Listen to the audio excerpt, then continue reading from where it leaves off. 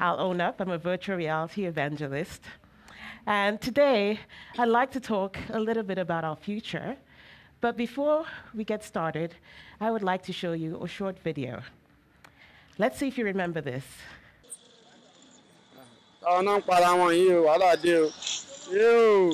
what do you see? Okay, I'm seeing. Making Jabosinu. What I did. Tell me what you're saying. I'm seeing.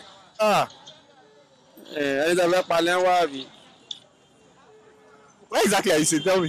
I'm seeing. Yeah. Okay. Igboro la wa ile ole ba wa leru. Oh yeah, look around. Igboro.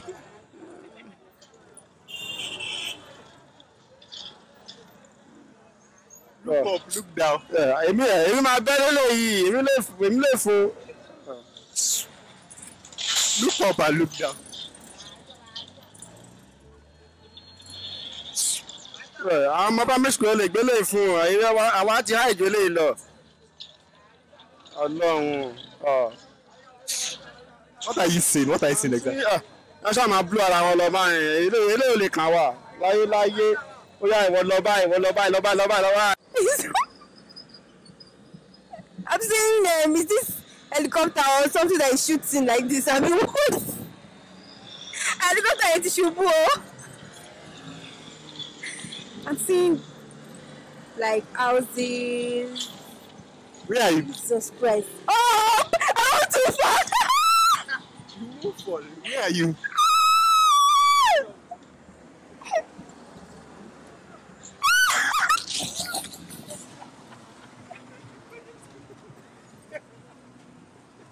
What did you see? Tell me, Oh, I was on the sky. I was going to fall down now. Serious. was it you that you felt like you wanted to fall? Abi? Yes, now. I was not standing on anything. No, you're fucking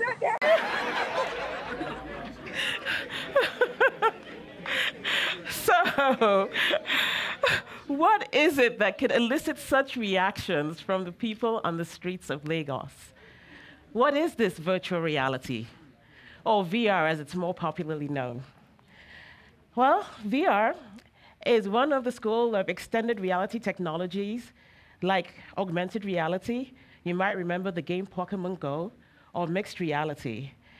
But what this does is you put on a headset, and it puts you in a completely immersive environment that can literally transport the user to wherever the content creator wanted you to be.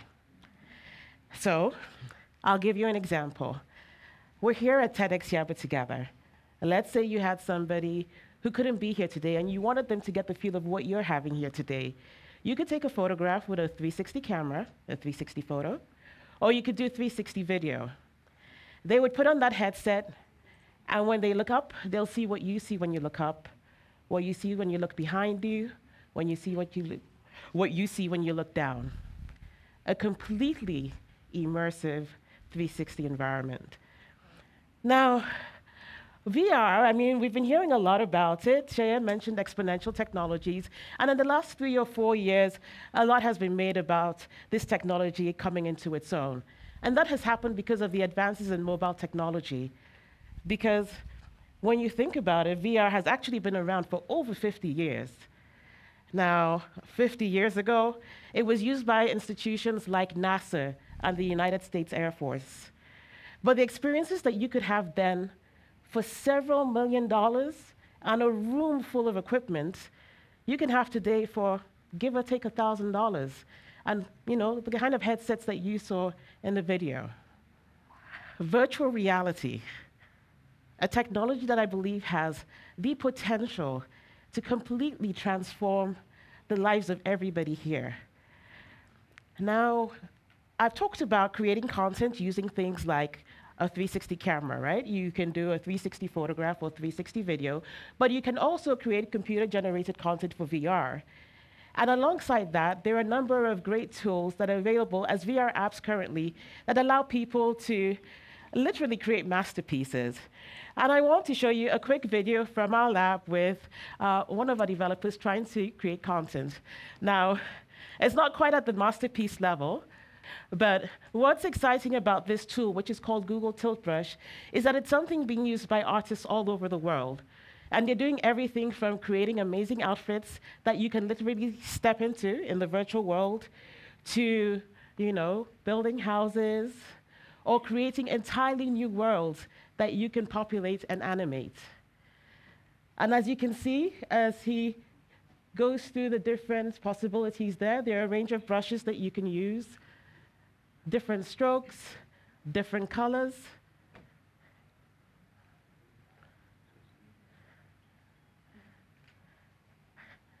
That allow you to create with only your imagination as your limitation. Now, this is an interesting bit. You can actually add audio to this, and your art will respond to the music. Let's talk about Lagos. Let's talk about Lagos. Let's talk about Lagos. Let's talk about Lagos. Do you know about Lagos? Let me tell you about Lagos. Let's talk about Lagos. Let's talk about Lagos. Listen. Adewale is the son of a king, but now Ifita lives on the bin. All because he wants to live in the city of bliss. He left his crown, throne, and glory, all because he heard he could pick up money on the golden streets of Lagos. Only if he knew the hustle, bustle, and tussle, loud living in Lagos City.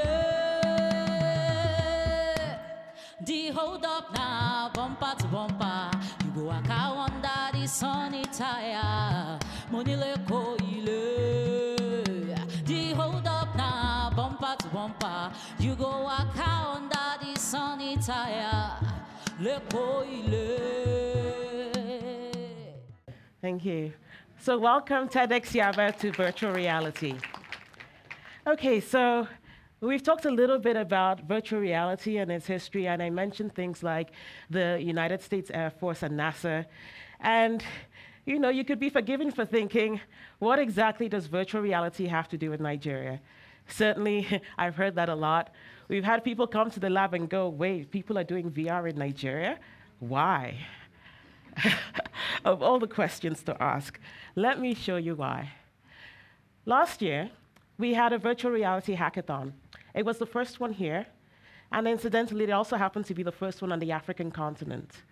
We asked the teams who took part, and for this hackathon, we had applicants from as far away as Zambia to create solutions for 3 verticals. We asked them to create a VR solution for either healthcare, education, or tourism.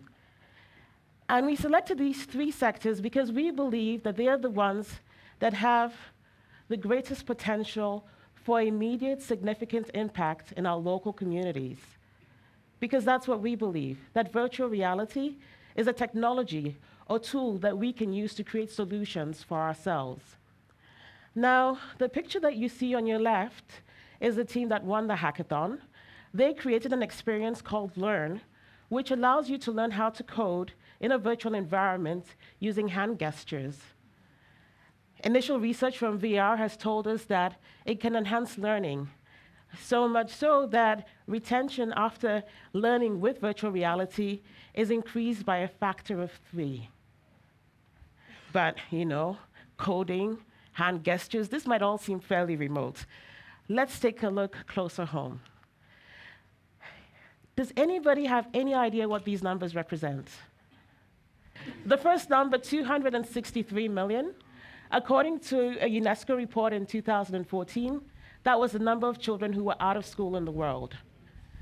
The second number, 10.5 million, is the number of children who are out of school in Nigeria today, the highest number for any country in the world. And that last number, 1 billion, is a conservative estimate of the number of children around the world who do not have access to good quality education. Now, if like me, you believe these words of Nelson Mandela, that education is the most powerful weapon that we can use to change the world, you realize that we have a crisis on our hands. And I believe that VR is a tool that we can use to solve this. This is a VR for School kit. Those are the components there. Low-cost VR headsets like the Google Cardboard, the cost is between $5 to $10, but even more importantly, it's open source, so you can build it yourself if you can get the components. A smartphone that's VR capable, and mobile broadband, and a solar portable basically allows you to create an all-in-one learning device that you can deploy anywhere. Now think about the Nigerian situation. Think about our local public schools. You could well easily have over 100 children in a single classroom. The schools might not have facilities, might not have labs, qualified personnel are lacking, and of course, we know the situation with power. With this kit, you can basically leapfrog all of those issues. Remember, we said the only limitation to content in VR is the imagination of the content creator. So children can be in a virtual classroom, they can be in a virtual laboratory, they can take field trips, visit the pyramids in Egypt. They can even leave this planet and explore the solar system. And it's so portable that you can deploy it anywhere. You can take it into local schools. We'll be piloting this with Jibawu High School across Herbert Macaulay Road next term. You can deploy it in IDP camps. And for those 10.5 million children who are out of school, you can take school home to them.